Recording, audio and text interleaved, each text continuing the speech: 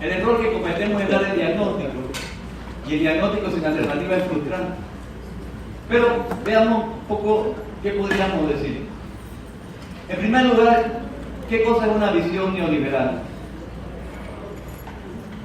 Si algo se opone a la idea de educación, que la educación de por sí es solidaria, es el modelo neoliberal. Porque el modelo neoliberal parte de la tesis de que cada individuo, actuando solo en su propio beneficio, a través del mercado encuentra el bien común. Eso no es cierto, pero esa es la tesis. O sea, aquí no hay que hacer nada sino dejar que cada uno haga lo que le dé la gana. Eso se llama laissez-faire, y que es el mercado lo corrige, llegamos al bien común. Esta es la idea de la mano invisible de Adam Smith. Realmente la mano invisible no existe.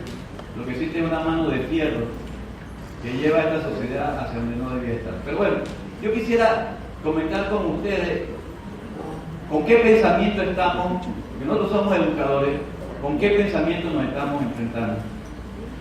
El representante más ideológico, o el padre de toda la ideología de esto, es un señor que se llamó Friedrich von Hayek. Entonces, es bueno ver qué él pensaba sobre los temas que a nosotros nos interesan. Es un pensamiento elitista y darwinista. En la medida de eso se transfiere a la educación se hace elitista y darwinista. ¿Por qué lo digo? Lo cito. Este señor dice lo siguiente, que no todas las vidas tienen el mismo valor. Lo cito textualmente porque no lo invento yo. Dice: la exigencia de salvar el mayor número de vidas no significa que todas las vidas deban de considerarse igualmente importantes. Así que en esta visión, entonces sigue diciendo, es evidente que algunas vidas son más importantes en el sentido que crean o preservan otras vidas. Ahora, cuando uno se pregunta ¿y quiénes son esos muy importantes? Dice lo siguiente. Dice que los asalariados le debemos nuestra vida al que nos da trabajo. Y por tanto la vida de ese alguien que es el capital que nos da trabajo es más importante que nuestra propia vida. Lo cito: el proletariado debe su vida al capitalismo. Y sigue siendo. Si nos preguntamos ¿qué es lo que más debe la humanidad por prácticas morales llamadas capitalistas? La respuesta es su propia sobrevivencia. Punto. Entonces estamos frente a esto. Y por eso vamos a ver después que este es un sistema que tiende a dividir la educación en dos tipos de educación. La educación para la vida es importante y la educación para las vidas que no son tan importantes. Pero sigamos adelante. Es un sistema profundamente autoritario. Y cito de nuevo, aquí lo importante es defender la libertad de mercado. Y todo lo que se oponga a la libertad de mercado, pues simplemente no tiene sentido. Y lo cito porque creo que es mejor citarlo. Dice: una defensa de la libertad, obviamente se refiere a la libertad de mercado, debe ser necesariamente inflexible, dogmática, doctrinaria, y no se puede hacer ninguna concesión a consideraciones de oportunidad. Viendo que la libertad de mercado se defiende de manera inflexible, dogmática, doctrinaria, y sigue diciendo que determinadas metas deseables no sea posible obtenerlas más que mediante una limitación de la libertad de mercado, no debe ser considerada como una justificación suficiente a tal limitación. O sea, nada puede limitar al mercado. O sea, no es extraño entonces que este tipo de pensamiento lleve hacia dónde, hacia crear una educación basada en los criterios del mercado, elitista, ¿verdad?, autoritario, e incluso este pensamiento puede justificar sin mayor problema el autoritarismo. Y por eso, digamos, los ministros lo tratan a ustedes como autoritarismo, porque vienen de este pensamiento. Miren lo que dice. Este es otro pensador. Ahí yo puse, tenía la figurita para que le vieran la cara, si lo encontraran se lo dijeron. Pero no hay. Verá, los educadores en este país tenemos acostumbrados a trabajar con lo que tenemos. Entonces vamos a seguir, tío. Además, hasta quizás es mejor. Bien, dice lo siguiente. Escuchen, este señor se llama Robert Barrow y habla de cómo deben de ser los sistemas políticos. Dice, lo que subyace en esta relación es que las limitaciones al poder del legislador son un tema crucial cuando se trata de una dictadura absoluta. Por lo tanto, en esta región un mayor grado de democracia afecta positivamente el crecimiento. Pero miren lo que dice, aquí empieza a oponerse, la democracia profunda no tiene cabida aquí, dice, pero cuando la libertad política supera cierto nivel que corresponde básicamente al análisis empírico de la situación de México, Salinas de Gortari, o Taiwán, en 1994, mayores derechos democráticos crean una fuerte presión a favor de programas sociales de redistribución de la riqueza. Estos programas disminuyen los incentivos a la inversión, por lo que perjudican el crecimiento. Y hacer democracia es malo para la economía. Entonces, cuando los educadores piden una educación más democrática, se están oponiendo a lo que para ellos es importante, al mercado y al crecimiento. Pero esto va más allá, porque dice lo siguiente. Dice que si incluso hay que hacer una dictadura para defender al mercado, hay que hacerlo. Cito todavía a Robert Barro. Dice, los regímenes autoritarios pueden en parte evitar estos efectos adversos de la democracia. Miren lo que estamos diciendo aquí, lo repito, me parece raro. Los regímenes autoritarios pueden en parte evitar estos efectos adversos de la democracia. Además, no hay nada que en principio impida que un gobierno no democrático establezca libertades económicas y garantice los derechos de propiedad. No dice aquí los derechos a la salud, no dice los derechos. Pero un dictador, sigue diciendo, un dictador no tiene por qué realizar una planificación centralizada de la economía. Entonces, miren, esto no es chiste por lo siguiente, porque esto es un ejemplo, y el ejemplo que da de la dictadura que a él le gusta es increíble. Dice, entre los ejemplos recientes de autocracia que han aumentado la libertad económica, podemos citar el gobierno de Pinochet en Chile, ¿verdad?, la administración de Fujimori en Perú y en menor grado de Chad y Irán. Ese es el pensamiento que nosotros estamos combatiendo. Pero veámoslo en la práctica. O sea, ¿a dónde lleva esto? ¿Qué tiene que ver con la educación? Que nosotros somos educadores, y como educadores tenemos que hacer la batalla de ideas y tenemos que entender la base última de este tipo de conceptualización. Ahora, ¿cuáles son las grandes líneas de la política y de la sociedad neoliberal? La idea aquí es la siguiente, que el mercado siempre tiene la razón. Y por lo tanto, digamos, se trata de mercantilizarlo todo. O sea, es anormal que la educación no esté regida por leyes mercantiles. Porque aquí, de hecho, la tendencia es a mercantilizarlo todo. Y detrás de la mercantilización está la idea de lo que mueve al mundo es la búsqueda de la ganancia. ¿Verdad? Y aquellas cosas que limitan que el mundo se mueva en busca de la mayor ganancia, ¿verdad?, no son cosas que a final de cuentas sean aceptables. El segundo rasgo de la política neoliberal es la siguiente: liberalización de los mercados. ¿Qué significa eso? Que el Estado no debe tratar de regular los mercados. O sea, lo racional es el mercado, por lo tanto, el Estado no debe tratar de regular a los mercados. Por ejemplo, ¿qué significaría esto en educación? Que cada escuela haga lo que le dé la gana, porque al final de cuentas el mercado va a decidir a qué escuela la gente quiere ir. Esto tiene que ver, y lo vamos a hablar después, con la llamada política de los vouchers, que son cosas que vamos a tener que enfrentar en Panamá y que todavía no conocemos. Y la apertura de los mercados también se da internacionalmente. No hay nada que regular. Usted no puede defender la producción agropecuaria, porque estaría entonces negando esta posibilidad de que los mercados deben de funcionar libremente. Eso tiene consecuencias, sí, la consecuencia en Panamá la ven, y para esta provincia es importante. O sea, la idea de que poco a poco hemos ido destruyendo la base de nuestra propia seguridad y soberanía alimentaria. Esto es tan absurdo, para dar un ejemplo, que ahorita mismo este país está gastando $1.100 millones anuales para comprar alimentos en el exterior. el 46% de las divisas que se ganan en el canal de Panamá hay que usarla para comprar alimentos. Mientras tanto, el sector agropecuario lo languidece. Y en algunos lugares, increíblemente, ayer estuvimos en Colón revisando un poco, la situación de Colón. El sector agropecuario en Colón apenas alcanza el 0.4% del Producto Interno Bruto. Y miren, usted puede decir, bueno, pero a este le viene bien, porque en Colón, de hecho, bueno, se supone que ahí sí hacen lo que hay que hacer, se meta sería vender al exterior el canal de Panamá, la zona libre. Yo les puedo decir algo, fíjense que es tan contradictoria esta política, y uno se cae para atrás cuando lee esa estadística que la mayor tasa de mortalidad infantil del país es la ciudad de Colón, con toda la riqueza que se maneja del mercado mundial. Pero sigamos viendo qué significa esto para la educación.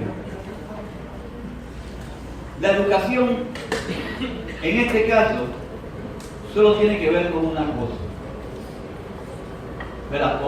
Realmente tiene que ver con dos cosas. ¿Qué papel debería jugar la educación? Y por eso chocamos los educadores con esta política.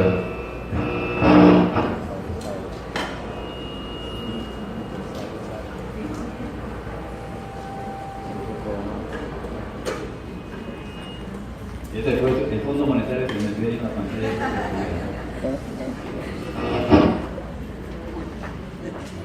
Disculpe la interrupción. No, tranquilo. Estamos solucionando problemas. Gracias. Gracias.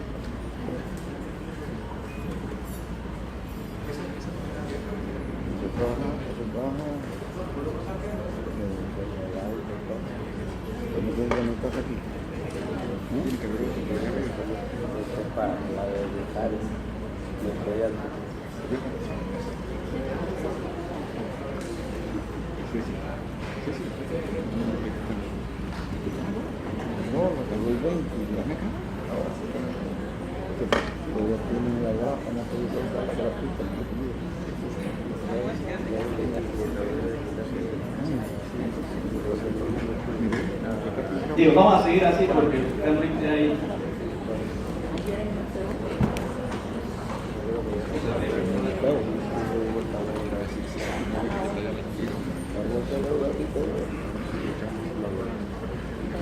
Bueno, tratemos de seguir, después vemos en la tarde si hace falta más, pero hoy podemos seguir.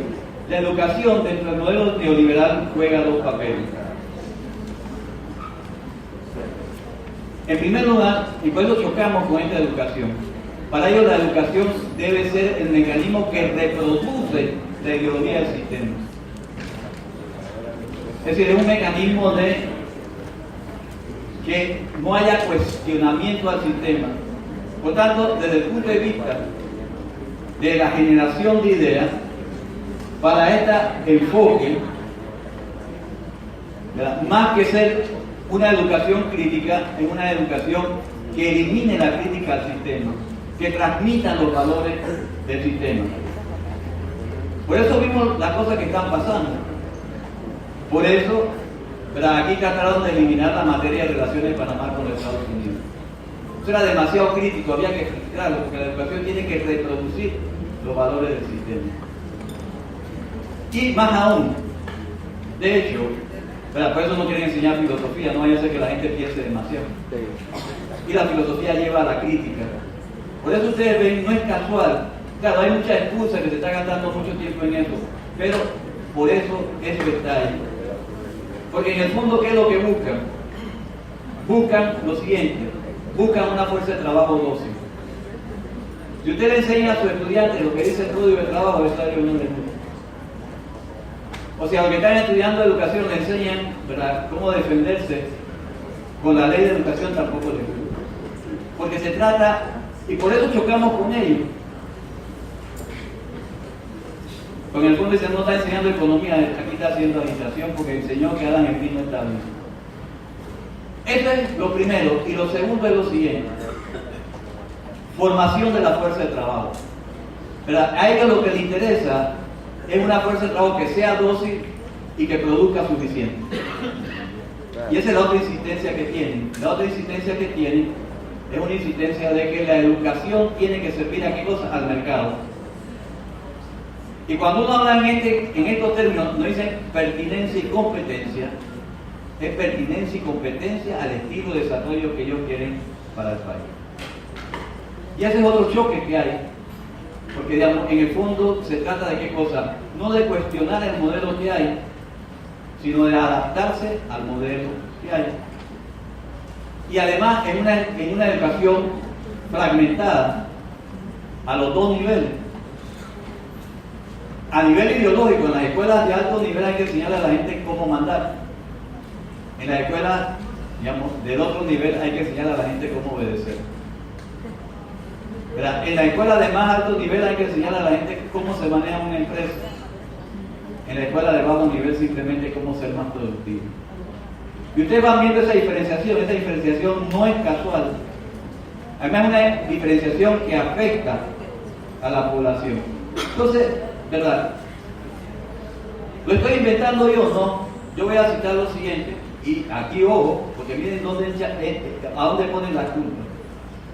Voy a citar el plan estratégico de gobierno 2015, ¿verdad? 2019. Y se llamaba así Un Solo País. Ese es el programa del actual gobierno. Un solo país para ellos, sí, pero se llama así. Un solo país. Dice lo siguiente. Ojo, la educación es clave para asegurar el capital humano que tenga las capacidades y habilidades para contribuir al desarrollo económico del país. Y dice así, dicha inversión ha de tener en cuenta el sistema en el que se incluye la vocacional y la universitaria. Entonces, todo el sistema está, en el fondo, diseñado ¿para qué? Para apoyar el estilo de desarrollo que se está dando en el país y que se sigue dando en el país. Usted puede decir, bueno, que ese estilo de desarrollo hace una diferencia entre el 10% más rico y el 10% más pobre de 1 a 40. Eso no importa. Porque ese es el estilo que están tratando de desarrollar. Y ojo, esto quiero que lo escuchen. Y cuidado con esto, porque aquí quieren destruir gremios, aquí quieren destruir cosas. Ese mismo documento, lo que les cité está en la página 97, en la página 99 empieza a decir, ¿y cuáles las dificultades que hay para que podamos hacer esto? Y miren quién tiene la culpa. Dice, el pobre desempeño de los alumnos en la prueba de medición está íntimamente ligado a debilidades en la formación de los docentes. Yo repito, el pobre desempeño de los alumnos en la prueba de medición está íntimamente ligado a debilidades en la formación de los docentes. Si no es el problema que los niños no comen bien, no es el problema que no hay buenas formas, no hay lo que ustedes llaman medios para educar, sino simplemente somos nosotros. O sea, este planteamiento en el mundo ve en los educadores dos problemas. Los 7 contrarios ideológicamente, gente que quiere, ¿verdad?, hacer cosas distintas, de una conciencia distinta a sus estudiantes. Y esa oposición ya lleva a lo siguiente, si no ellos son los culpables. Entonces se dice, no, aquí no se ha avanzado en la reforma educativa, aquí no se ha avanzado en modernizar la educación. Culpables número 1, los educadores, no es el sistema, somos los educadores. Porque enseñamos lo que ellos no quieren que enseñemos, nos oponemos a sus planes.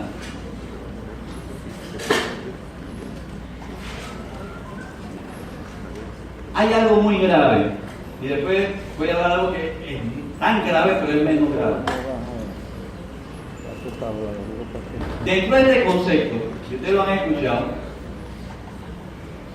los gremios empresariales y incluso algunos sectores de gobierno han llegado a la conclusión siguiente. Esta conclusión la sintetiza un profesor de la Universidad de Harvard que se llama Ricardo Hausmann, y que no es cualquiera. Ustedes, ¿para qué van a citar a ese tipo? Uno, porque en esa universidad han creado un centro de investigación de los países en desarrollo y han escogido a Panamá como uno de los casos. Pero ese no es el único problema. Este señor fue ministro de Planificación en gobiernos anteriores en Venezuela. pero fue el orador de fondo del CADE del año pasado. No es que lo que él dice no es sino alguien que expresa la visión de la gente que está en el CADE. Bueno, el señor dice cosas que son interesantes, que Panamá debe hacer un poquito más de industria, pero cuando llega la educación, ojo, mucho ojo, dice lo siguiente: al sistema educativo panameño no le da tiempo de reformarse para dar la mano de obra calificada que el país necesita. Y como no tenemos tiempo para esperar que el sistema lo haga, hay que traer gente de afuera. Eso es grave. Porque realmente, que necesitamos reforzar el sistema educativo para entonces responder al desarrollo de la Fuerza Fronteriza de Panamá, eso es cierto. Pero lo que están diciendo ahí es que por la resistencia que ustedes hacen y por otras razones, no es posible reformar el sistema educativo panameño con la suficiente velocidad como para responder a su demanda. ¿Cuál es la solución? Traer fuerza calificada de afuera. Y eso, ¿verdad? Tenemos que tomar conciencia de eso. Nosotros creemos en el desarrollo de la fuerza fronteriza, por cierto que sí. Pero imagínense qué es lo que va a ocurrir. Entonces dice, ve, es que no hay suficientes ingenieros en Panamá. La idea no es hacer más ingenieros en Panamá, sino llenar el hueco haciendo qué cosa, trayendo de afuera. Y entonces, digamos, ahí estamos violando un principio. Porque el principio es que necesitamos un desarrollo nacional para que favorezca a la población. Además, esto va a bajar el valor de la fuerza de trabajo. Y ahora voy a otra cosa que ustedes tienen que empezar a pensar. Imagínense ahora, aquí empiezan a traer arquitectos, ingenieros. ¿Qué usted cree que va a pasar con el mercado de los arquitectos, ingenieros y los profesores? Va a haber tanta gente que el salario va a ser cualquiera. Lo que ya está pasando con la mano de obra no calificada va a terminar ocurriendo también con la mano de obra no calificada. Esto tiene que ver con lo que sigue. Esto tiene que ver con, ¿verdad?, lo que sería, lo que podríamos llamar, ¿verdad?, y quizás ustedes nunca han oído hablar de él, pero hay que empezar a hablar de él, lo que se llama el TISA. El TISA es algo muy peligroso. El TISA es un acuerdo sobre el comercio de servicios. Por su nombre visible en inglés se llama el TISA. Y el TISA no es TISA, es un borrador, porque no va a borrar a todo el mapa. De hecho, ¿verdad?, eso se está negociando en secreto. Son pocos los países que lo están negociando en secreto. Y tiene cosas que nos interesan. Entre esos países que lo están negociando en secreto está Panamá. Aquí con mucha fuerza, y usando la ley de transparencia de la información, se logró que el ministerio aceptara que lo está negociando. Obviamente dijeron que además no podían decir que estaban negociando porque es secreto. Pero ha habido filtraciones, hay organizaciones que han logrado filtrar qué contiene eso. Y esto es importante para los educadores, para todos los que somos funcionarios públicos, los que somos educadores, los que no son educadores, ¿verdad?, y cualquier persona. Porque esto apunta a lo que se llama las nuevas formas de contratación. Y la nueva forma de contratación es muy, muy peligrosa. Porque la nueva forma de contratación significa cómo te contratan. Ahorita nosotros nos contratan como nos contratan. Nos contratan como funcionarios públicos asalariados. O sea, a mí me nombran el ministerio o la universidad y yo soy un asalariado del ministerio de edad o de la Universidad de Panamá en mi caso. Pero esta nueva forma de contratación han inventado un concepto que se llama oferente independiente de servicio. Entonces, cuando yo voy a decir a la universidad, me van a decir, ya usted no es funcionario público, usted es alguien que le vende a la universidad un servicio que se llama el curso de desarrollo económico. Y me acabé como funcionario público. ¿Ustedes se dan cuenta de la gravedad O sea, además me dicen, pero usted ha mejorado, porque usted ahora es un pequeño empresario, que ya no vende sus trabajos, sino un pequeño empresario que produce un servicio y, ¿verdad?, que se llama curso de desarrollo económico. Ustedes, digamos, los que son profesores de matemáticas, ustedes lo que le venden es un servicio al ministerio de un curso de matemáticas de X o N, cualquier nivel. Eso es sumamente peligroso. Eso es sumamente peligroso por lo siguiente, porque se pierden todo y absolutamente toda la forma de beneficios sociales que hayan podido alcanzar los trabajadores del sector público o de cualquier otro sector. Esto también lo plantean para el sector privado. ¿Qué significa eso? La ley de educación ya no regiría sobre ustedes. Que simplemente ustedes son una pequeña empresa que vende servicios. Para los trabajadores del sector privado, el código de trabajo ya no funciona, son pequeños empresarios que venden el servicio de trapear la oficina. O sea, esto va más allá de la terciarización. Y es muy peligroso porque, digamos, además de eso, esto implica la privatización a nivel internacional del suministro de servicios. Y eso es sumamente peligroso, o sea, significa plena apertura del nivel de la prestación de servicios. Entonces, ¿qué significa esto? Significa lo siguiente, ¿verdad? Que un servicio que antes hacía el Estado, ahora es posible que el Estado lo contrate con un privado no nacional.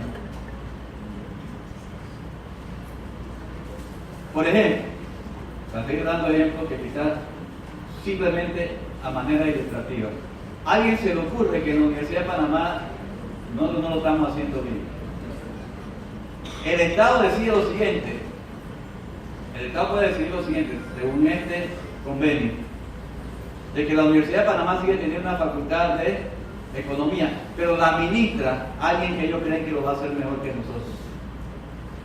Ya contratan a la Universidad de Chicago para que todo el mundo sea neoliberal cuando sale del sector.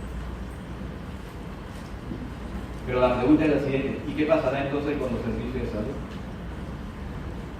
Yo me digo, bueno, el servicio de salud, el hospital, por dar otro ejemplo, para llevar las cosas, ponerlas aquí en el extremo, para que se entienda. Alguien puede decir, el complejo hospitalario nadie lo sabe manejar bien. Yo se lo voy a dar a una empresa extranjera de salud para que me administre a mí, Panamá, el hospital de especialidades o todo el complejo hospitalario en Panamá, y simplemente yo le pago porque lo hago. Este es tremendo negocio, porque el Estado pone la inversión, ¿verdad? El privado lo administra y se lleva la ganancia. Este es el quizás. Entonces tenemos que estar claros no solo sobre las nuevas formas de contratación, sino además tenemos que estar claros frente a esta otra cosa, que es, ¿verdad?, el problema de la tendencia a privatizar las cosas. Digamos, en el extremo eso podría significar que el IDAN, el Estado dice, yo no lo voy, y vinieron los expertos y dicen, yo no lo voy a privatizar, pero se lo voy a dar a una transnacional para que lo maneje, y que ellos decidan tarifa y todo, porque yo no sé cómo manejar eso. Y el canal,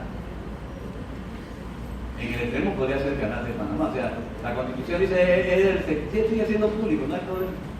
Pero ¿quién lo maneja? ¿Quién lo administra? Este es un convenio muy peligroso, y creo que como educadores lo tenemos que estudiar, porque puede tener graves repercusiones sobre la educación. No vaya a ser que sea un extranjero, un norteamericano que nos venga a dar la clase de relaciones de Panamá con los Estados Unidos. Ni siquiera la aquí. Hay que... Peligroso ideológicamente, peligroso económicamente. Y obviamente detrás de todo esto está la idea de la privatización en sus distintas formas. Nosotros tenemos que entender algo, de que el sistema neoliberal ya no solo está en el negocio de explotar, sino está en el negocio de expropiar. Es lo que algunos llaman acumulación por desposesión. En el fondo es robo y rapiña. Lo que queda mal puesto se lo llevan. Y si fuera lo que está bien puesto también. Veamos ejemplos. Primero un ejemplo general, después vamos a la educación. ¿Quién se está apropiando del canal de Panamá? ¿Quién se apropia de la renta del canal de Panamá? Ah, bueno, el gobierno dice 1.600 millones de dólares este año para aportar al fisco nacional. Ah, pero vamos a analizarlo con más cuidado.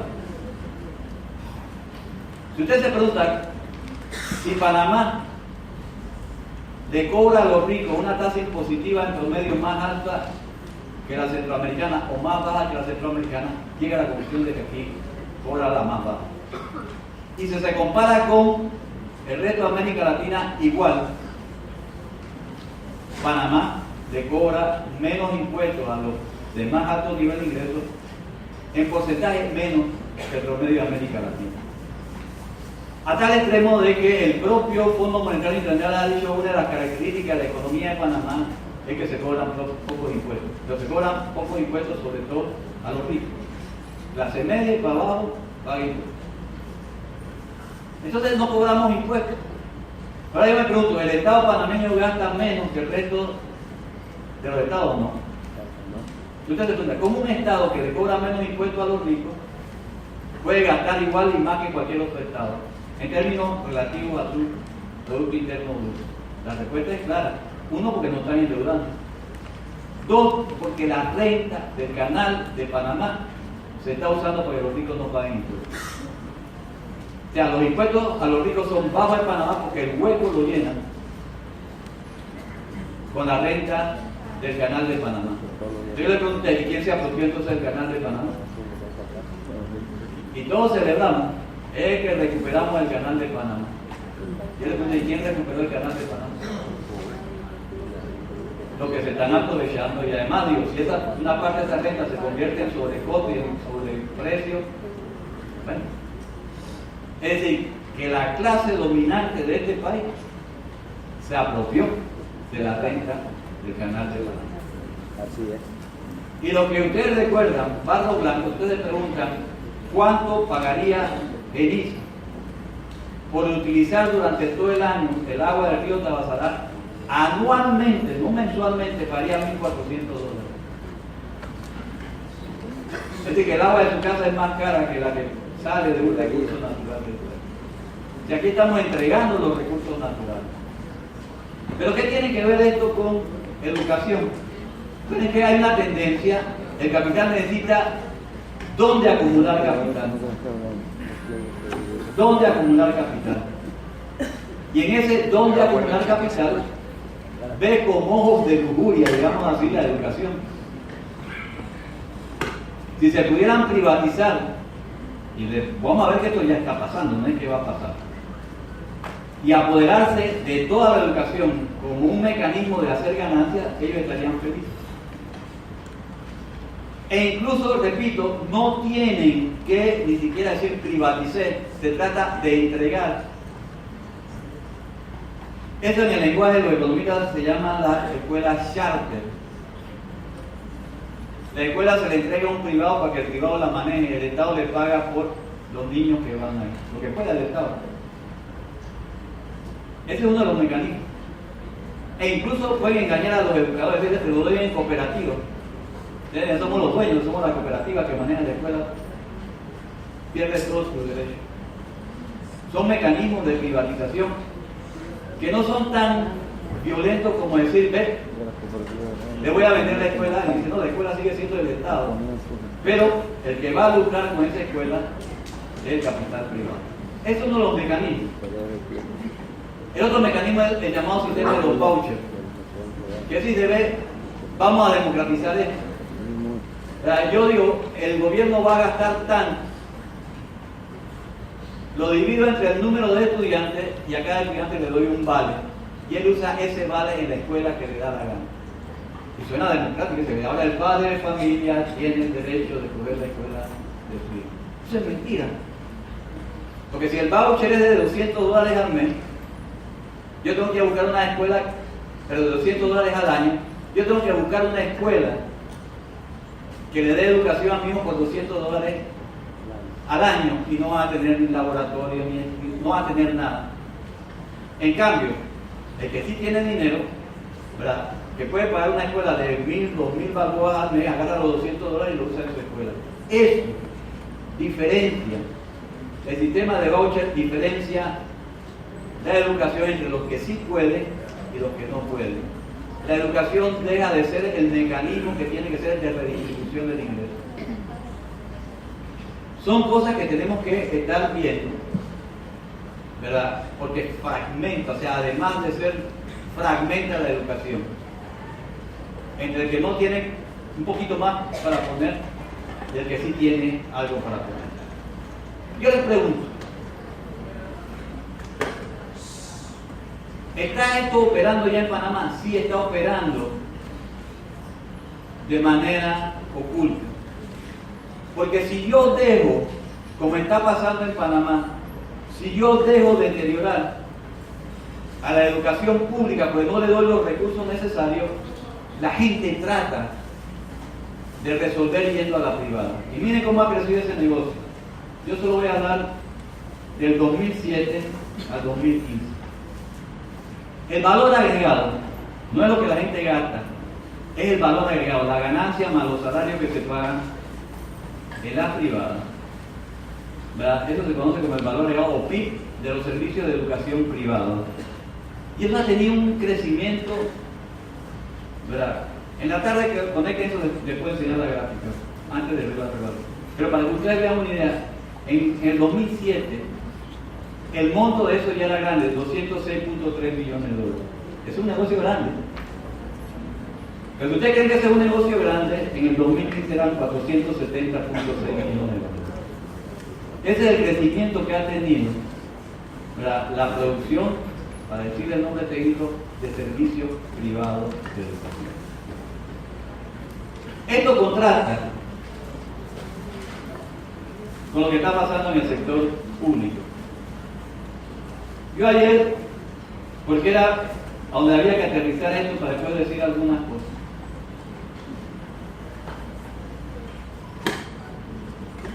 comparar un poco el presupuesto de educación con el Producto Interno Bruto. Por lo siguiente, porque hubo un acuerdo. Y en ese acuerdo, el acuerdo del gobierno fue cumplir con la ley del 6% para la educación. Y se hizo formalmente. La pregunta es si eso va a ocurrir. Miren, y aquí el concepto de educación es un concepto amplio, es el que usa la Contraloría para medir el presupuesto. Y ese concepto muy amplio, ¿verdad?, pone en educación al INAH, ¿verdad?, a Pandeporte, a todo el mundo lo mete ahí. Pero veamos qué pasó. En el 2013, el Estado invertía el 3.4% de su presupuesto en educación. En el 2014, 3.3%. En el 2015, 3.5%. En el 2016, 3.6%. Y en el 2017, después del acuerdo, 3.5%. O sea que más bien cayó del 16 al 17. O sea, no estaban engañando. Entonces, ahí está el contrato. En vez de cumplir la ley de educación con la finalidad, no, aquí lo que está dejando es que el mercado privado de la educación mate paulatinamente a lo que es el servicio público. Bueno, ¿qué es lo que tenemos que tener claro? Para ir cerrando, porque ya nos quedan menos de 5 minutos. Es lo siguiente. Obviamente hay que defender la educación. Pero tenemos que hacer una pregunta. ¿Se puede defender la educación quedándonos solos en el problema educativo? La respuesta es no. La respuesta es no. ¿Verdad? Porque, de hecho, es la política general la que define el estilo de educación. El actual estilo de desarrollo del país lleva a lo que está pasando en educación. Entonces, digamos, hay que pensar en que la transformación de la educación para democratizarla pasa por una profundización de la verdadera democracia del país. Y democracia no solo significa ir a votar de vez en cuando, significa democracia económica, democracia social, democracia educativa, democracia realmente profunda, a la que le tienen miedo, como vimos al principio, los neoliberales. No mucha democracia. ¿Por qué? Porque la verdadera democracia choca. Entonces, ¿verdad? Yo creo que si nosotros pensamos en que la educación, por lo menos a mi juicio, debe ser una educación universal, pública, gratuita y de alta calidad, este sistema nunca nos va a dar eso. Porque incluso la alimentación no se corresponde. Para dar un caso, la seguridad alimentaria y la educación cada una anda por su lado. Y no solo por una leche que sabe mal, sino porque realmente no se ha hecho esa conexión entre soberanía alimentaria y educación. O sea, es el sistema completo. Y por otro lado, en este sistema, nosotros creemos, y eso lo compartimos los educadores, en lo que se conoce como la educación como una práctica de la libertad, para que el estudiante conozca la libertad, sea capaz de ejercerla. No, aquí la educación tiene que ser al revés, para que la fuerza de trabajo sea 2. Entonces tenemos aquí lo siguiente: la acción organizada encaminada a mejorar la educación pasa por el compromiso de tener también una acción organizada encaminada a transformar el estilo de desarrollo del país. Sin eso no hay nada. O sea, las reivindicaciones del trabajador tienen que ir junto a las reivindicaciones del país. ¿Cómo hacemos un país de verdad distinto? Con una buena base material, sí. Porque yo, para poder ofrecer una buena educación, también tengo que tener, ¿verdad?, las fuerzas productivas que me permitan eso. No nos oponemos al desarrollo de las fuerzas productivas, pero sí queremos lo siguiente: de que, ¿verdad?, 2 cosas. Que alguien sea una ganancia no me preocupa tanto, pero sí me preocupa lo siguiente: no pueden maltratar a los trabajadores. Ya, el nivel de vida del trabajador, del educador, del que sea, tiene que ser suficiente como para que él reponga su fuerza de trabajo. No lo que está pasando ahí. Y por otra parte, los recursos naturales no son para que alguien se los apropie. Los recursos naturales tienen que ser los recursos del país para desarrollar este tipo de cosas. Miren, si aquí nosotros le cobraran los suficientes impuestos a los más ricos y utilizábamos la renta del Canal de Panamá para atender las jubilaciones, atender la educación, atender la salud y atender la seguridad alimentaria, ahí estaríamos en otro camino. Ahora, ¿a dónde me lleva todo esto? Esto lleva una cosa: todos los sectores que luchan por lo mismo tienen que buscar cómo todas esas luchas coinciden en lo mismo. Que el problema que nosotros podamos tener en educación no es distinto al que tienen los trabajadores que no le pagan salario mínimo. Es el mismo, acá está el modelo. Que el que pelea por agua está peleando por lo mismo, por un modelo que crea privación. Solo si creamos esa fuerza, ¿verdad?, entonces, ¿verdad?, podemos aspirar a transformar la sociedad. Entre más nos dividamos, compañeros, por lucha, porque somos un poco diferentes ideológicamente, porque no nos caemos bien unos a otros, digamos, estamos jugando a favor del sistema. En la medida que logremos hacer ese hilo conductor, ¿verdad? E incluso, pues mira, los pequeños, medianos y algunos grandes productores agropecuarios están en la misma que nosotros. Que, digamos, ellos no pueden producir porque el sistema ya prácticamente los explotó. Nosotros fuimos a visitar una cooperativa aquí en La Mesa. Tienen molinos, pero no lo usan, pero no se atreven a producir arroz porque se usan arroz, producen arroz. Cuando lo tienen listo, le meten una importación. A ellos también lo están expropiando. O sea, hay que tener la suficiente habilidad de recoger toda esa fuerza.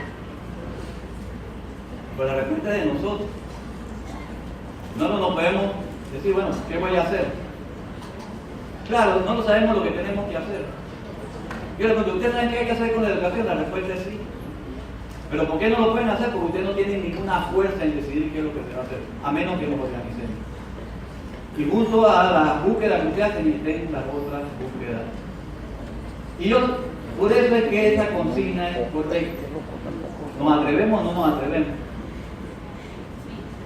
Entonces, que no se atreva a pelear tampoco que eduque, porque la educación precisamente en este momento tiene que ser una educación para la libertad, para la liberación, una educación no para el status quo, es una educación que sí es válida, es la educación para el cambio. Muchas gracias.